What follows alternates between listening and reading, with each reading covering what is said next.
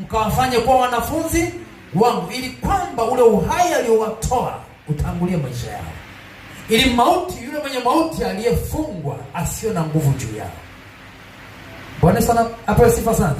Kwa hiyo ndio maana ya Injili, kwa sababu kuna faida ya kuwa mwana kondoo.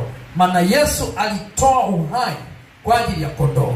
Kwa Injili ni kuwafanya watu wawe wana kondoo, kwa sababu mwana kondoo amekuwa mchungaji mwema kwa ajili ya kondoo wake. Yaani Yesu Kristo amekuwa mchungaji mwema na anautoa uhai wake kwa ajili ya hao kondoo, ili mbwa mwitu wasiwakamate na kuwatawanya. Pamoja na Yesu Kristo hakuna kitu chako kinachotawanya. Hakuna kitu chako kinachotawanya na huwezi kukamatwa.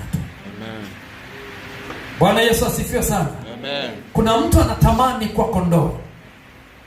Kuna mtu anatamani kwa kondoo. Au bado anatamani mbuzi.